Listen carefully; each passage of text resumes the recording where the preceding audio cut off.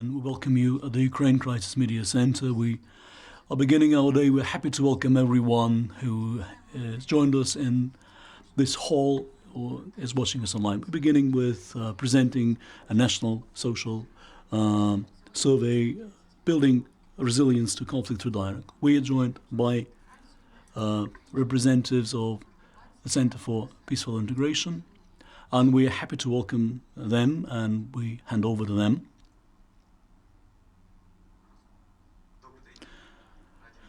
Good morning. I'm happy to welcome you at this event. We are presenting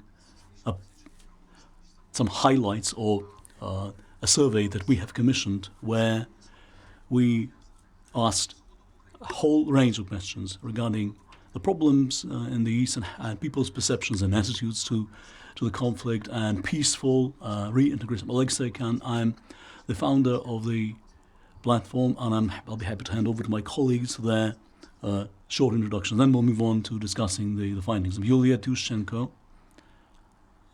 I'm Oleg's colleague, and I represent our platform. We are going to try and, well, it's not give you just the gist, the main findings from this survey. Building resilience to conflict through dialogue. There are elements there of attitudes and how our compatriots assess certain policies, but it took quite a broad look at reintegration as a whole. Some of those individual elements measured mutual trust, not only in those living in that part of the country. Volodymyr Lupatsiy, I'm a co-founder of the National Platform Dialogue on Peace through Peaceful Reintegration. I'm going to focus on national unity, implications, and how those tie in with peaceful reintegration. Thank you, my dear colleagues. Any research project begins with a methodology. The first element that I would like to discuss, I would like to give you some highlights on the research project. It was delivered by InfoSapiens as commissioned by the National Platform. Sample size 1,000 responders, older than 16, geography, all of Ukraine except Crimea and uncontrolled regions of Donetsk and Lugansk provinces. The method was a personal at-home interview in this COVID environment. It was a tall order to achieve that. This face-to-face polling was the basis for gathering the data. The maximum error is 3.2%, and the field stage was between mid-February to the 1st of March. So just to give you some color about this initiative, the National Platform for Peaceful Reintegration is a forum of Ukrainian experts. We began working on this in 2017, and the national platform has been in existence since 2018. 2019 was our rollout year. We've been supported by the European Union, and we are focusing on secure reintegration. This is basically the conceptual framework around which the platform has been built. First question that was important for us is just to gauge the change since we started operations in how people view secure reintegration. And this is something that makes us proud. 55% of respondents mostly support the concept of secure reintegration. 55% of all respondents spoke in favor of this particular approach. The question was, do you support an approach under which reintegration of uncontrolled territories should be gradual and should not lead to new conflicts within Ukrainian society? 29% fully support, to 34% sooner they support it, and rather not. It's 5%, 3% against this, and 22% had no awareness of this. 22% is actually room for growth for us, for all of us. Another useful metric was 13% of those who had often heard the term secure reintegration. It does not come across as a very big number, but it was quite an achievement. As many as 13% indicated to us that they had at least basic awareness of the concept. The 53% reported that they had heard this term and knew what secure reintegration meant. 13%, yes, I often hear this term and I understand what it means. 16% responded that the politicians had been using it, but each time it's a different meaning that they put into it. Secure integration has become a buzzword, is part of now popular public speak, and anyone using the term actually puts their own meaning into it. 24% had heard it, but they did not have a concept of what it meant. Now, 42% heard it for the first time, and hard to say 5%. Now, let's move on. Secure reintegration, attitude towards compromises. What is really quite noteworthy is 52% of those who spoke that they were ready to embrace compromises in search of peace. Then again, there were certain compromises because it's almost an even distribution. 18%, those who are prepared to subscribe to any compromise to re-establish peace, and 20% who think any compromises would jeopardize the territorial integrity of the country. So two flanks. 18% any compromise will work, and 20% dead against any compromises at all. So, and then in between those two flanks, 34% of those who are ready to embrace certain compromises, but not to provoke conflicts. So the 34% are those who correlate with the basic definition of secure reintegration. That is the core of support for that concept. Whether or not people call it that, but at least they profess those key principles. 12% is that peace could only come following a ground operation by the Ukrainian military, and 16% responded that they found it hard to answer the question. 7 years into the war, quite a large percentage of respondents, as you will see, found it hard to answer certain questions. That can be interpreted in a variety of ways, but just try and understand what is the share of those respondents who lack awareness about the policies being directed at conflict resolution and are not aware of progress of the conflicts. Some of those people simply do not feel they're competent enough to speak on the subject. That's why they found it difficult to answer some of those questions. This is something that lies ahead for us as we can conduct further research into this. Now, moving on to the next slide. Secure reintegration in terms of progress achieved. Now, the most noticeable metric is 36% of those who reported they had not seen any positive achievements on the part of the government over the past 2 years in regaining territorial integrity. This is quite an alarming statistic, but if we were to compare with some of the previous years, so in terms of dynamic, it's actually, we had sort of cautious optimism, but 36% is something that should serve as a wake-up call to the government, because we live in a mediocratic society, and the whole subject of war and conflict has been over-politicized. We understand that there are warring factions pitching their own propaganda, often resorting to manipulations of all sorts, trading on these sentiments. So this is an organically growing share, which is a product of that political and media discourse that we're all part of. And 12%, it's only a third of those, who reported that they felt things had actually improved. And this is full marks for the government. This is something to be happy about for the government establishment, but at least they would have liked to have seen this in reverse order. The 12% not seeing any change, while 36% seeing positive change. Now, alongside this, the two interesting metrics. 30%, as you can see, it's colored yellow. I have no knowledge of any such efforts. 30% reported they had no knowledge at all about any such efforts on the part of the government, which could be interpreted negatively. It's just that because they don't know about those efforts, and there is a fair degree of apathy. People may not be interested in this, or they might not have been reached with information about this. There's another number, 12%. Those are those who found it hard to answer the question.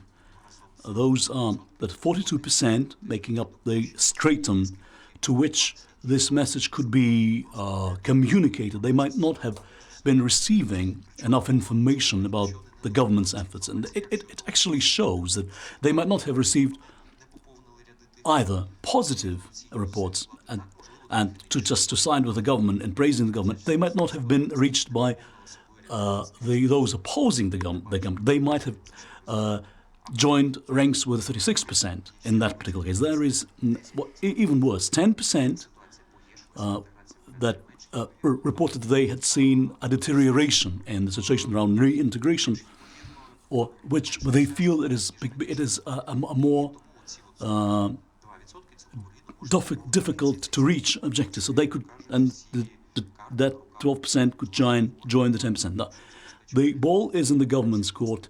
They should ramp up effective communications to get the word out to people. Now, I'm handing over to my colleague Volodymyr. Over to you. Please carry on with slide 6.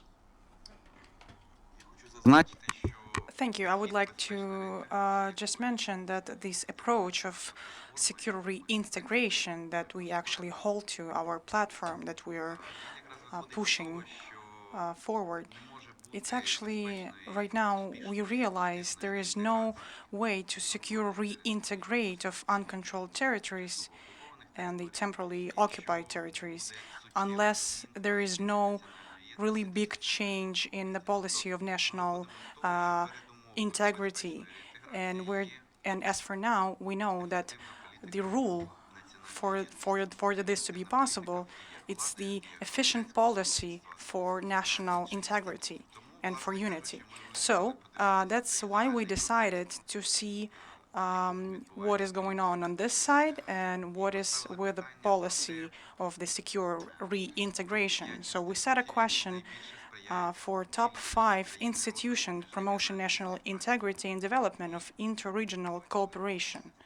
And what we saw here, so the following results you can see on the slide, on the screen, that the leaders here are civic initiatives and NGOs. Top 5, it's 25%. Top 2, it's President of Ukraine, the President. Top 3, it's international organization, UN agencies, EU agencies, etc. Municipalities, 16%, and government is 14%. So this is the proportion. I wouldn't call them really balanced in order to secure the reintegration for the country. So we actually have to have some sort of balance in our actions on the both sides, on the civic initiatives, on the government, because it's a joint mission for us. And I think if we won't have that, we will not reach the result we're looking for. And the second aspect we were looking at, it's the trust from the institutions. And we were shocked that, so in order not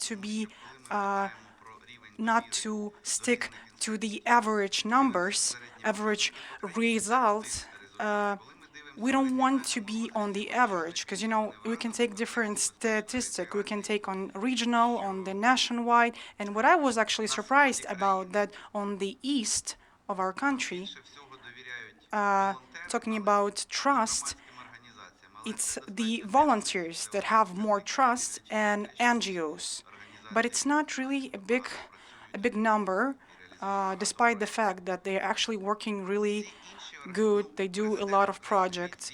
So talking about the rest, the president of Ukraine, right, 8%, and all of the other organizations, stakeholders, churches, small businesses, etc., law enforcement, they receive numbers even less than 5%. So it's basically a big problem. That's that's a very small number for the trust for the government institutions. And as we say, that's like lower than we could take. And including the fact that we know that government is working on a number of different programs on the temporarily occupied territories and Donetsk and Lugansk region, and they've developed the strategy for economic restoration of the Donetsk and Luhansk region.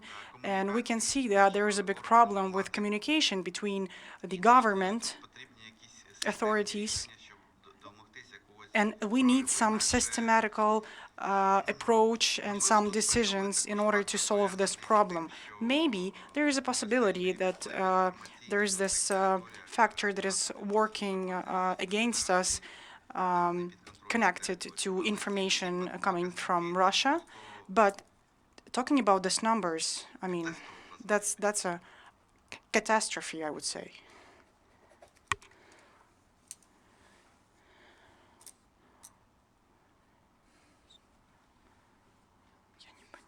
Okay, so going to the next slide. So we were setting the question about the attitude of our Ukrainian people towards different policies that are enacting, we can say, different kind of politics, social, humanitarian, towards our people, referring to the question of temporarily occupied territories. So as we can see that the 35% of respondents do not support any measures of trust in their application. They call it wrong policy. So 60% would be simplification of procedures for personal documents, legalization. We're talking about birth certificates or marriage, or changing the picture in your passport. So any basic documents that is not even an administrative procedure can be applied here. So this step, the less support gets the subsidized university admission. And the biggest number, as we can see, 62%, is restoration of passenger bus service. And so, yeah, that's what gets the most positive attitude as we're talking on the regional. So, of course, these numbers, they really mean that in a very large part of our people in the center of the country, in the west or east, the people that live on temporarily occupied territories, and because of all of the limitations, because of the situations with Russia, and not actually locking down some of the opportunities and not basically reopening. And we can see the understanding of some of complementation that we have to work on it, and especially talking about regions, as you can see on the west. So if we talk about Kyiv, they don't really support any instrument, calling it a wrong policy, but west, we can see the numbers are higher, and of course east would have even more better numbers. So what we have to understand is to understand how to work with compromises. It's not only our research, but it's also the research of our colleagues. So the further the region from the line, the less readiness they have for any compromises. So what unites them, the West and the East? It's the approach to amnesty. And both on East and West part, they pretty much the same support, as for 7% on amnesty for all, regardless of severity of crime. So as for our information, we have 7%, and it doesn't really matter where they reside, the 7%, either Kiev or Severodonetsk, they all share negative attitude. 58% of respondents supports any form of amnesty for separatist combatants, and as we can see that some of them support amnesty that can be applied on a case-by-case basis, so it depends on each case, not like everyone together, but actually on individual case. Then amnesty can be used only to those who have committed minor offense. We can see 12% here, and 28%, as you can see on the screen, the green part. So the green part is against any measures, any amnesty. And so actually, I wouldn't call this shared understanding, but there is a general understanding about lustration procedures. So 75% actually think that the government, the state should restrict the right to hold office to persons who were employed to the government governing bodies of the temporarily occupied territories. 18% doesn't know how to answer this question. 18% said yes, but only to those who committed some sort of military crime. So there is a need in society to implement some of the procedures of clearing the officials that work on the state. So, and for this 8 years, we've seen a good number of understanding the project goal, the aim, and we can see that 58% think that elections could be possible only after regaining the control of the territory. Then we can see that it should be complete restoration of the organizational system of the elections, along with Ukrainian law. And this information, we have more clear view what it means, and talking about the model of accelerated integration. So East and West, that's an interesting fact, they don't really support the accelerated restoration of that part of Ukraine. So they don't like to go fast on it, and that's actually the main part that we wanted to tell you about. Any comments or something? I would only like to add a few words, and then I'll give a word to Volodymyr. And so talking about research, oh, one more thing. So what we've discussed already. First, it's, what we saw, we were really pleased by that. And that's really good that 58% support the approach of safe reintegration. What is an interesting fact about this, let's get back to the slides. So talking about compromises, that a lot of people said that they are okay with any measures of compromise, and 18% said that they're against it. So we can see an interesting fact that So if we speak about more of a forceful strategy or scenario of reintegration, what we call insecure reintegration at that particular stratum has marginalized. So there is a certain stratum that supports this, but it is neither a dominating sentiment nor a trend setter anymore. We have seen this through many research projects. What could serve some of the key markers of this discourse? So there is consensus, west to east, south to north, of what is unacceptable as methods of an accelerated reintegration, which would render this reintegration insecure. And there is also the part of discourse that views this in a very hardline fashion, that they're to blame themselves, no compromises They got what they wanted. This is what they signed up for. And that is now within the stratum of 20%. And this is bad news to those politicians who want to trade on these settlements, who are building their political campaigns on this kind of hardline approach. So those hardliners, peace at any cost, this is one end of the continuum. But those actually who are against all compromises will lose their chances of winning the hearts of voters. Now, Russian continued negative pressure to destabilize, they're not succeeding, actually. And there is this continued sense of national unity. There may be those barriers that society is erecting, but whenever we asked respondents about this kind of sense of trust, and those living in the occupied territories, they still feel they're part of the Ukrainian identity.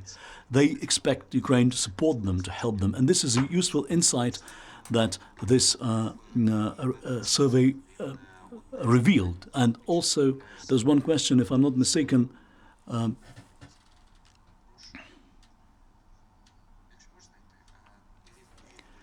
it's trust and confidence in various institutions, if we could bring that one up.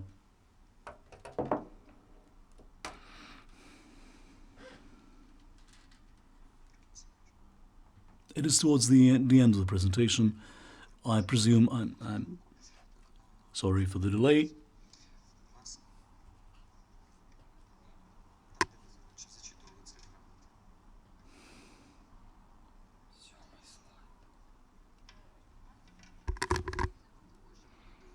Well, trust in NGOs, in civil society institutions is also quite to be expected. It is a traditionally trusted type of institution, mostly NGOs, as opposed to government institutions. Now, okay, the numbers that Volodymyr shared,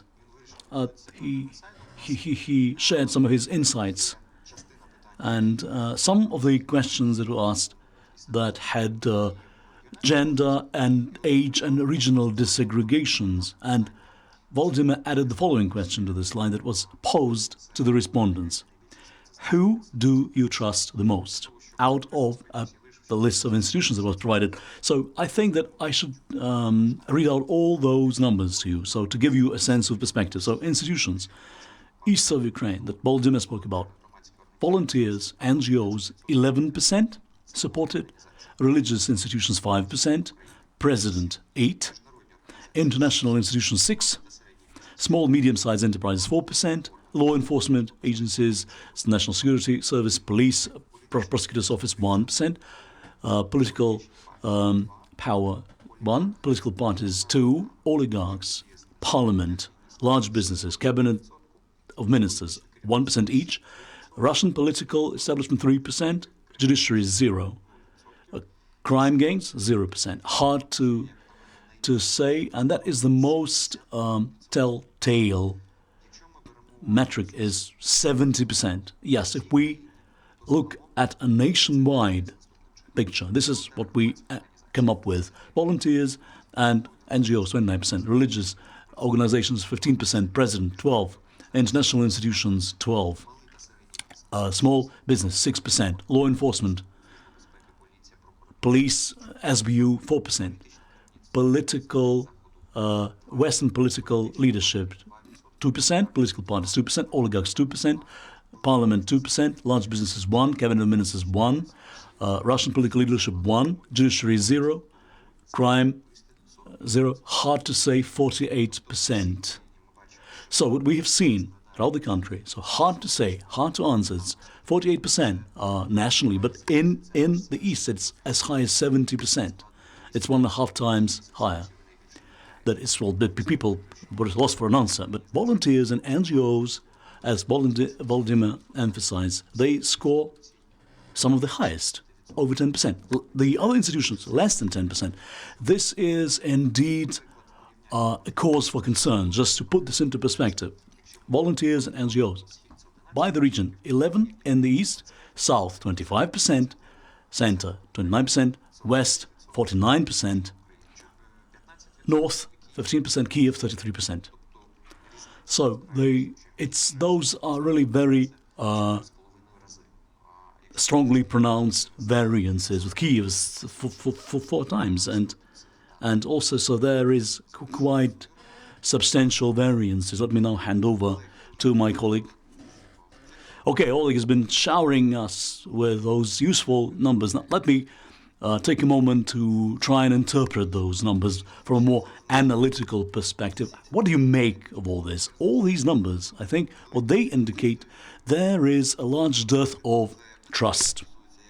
And it's both vertical trust and horizontal trust. It's trust within society as such and between those various groups. This is a demonstration of quite a substantial degree of social alienation.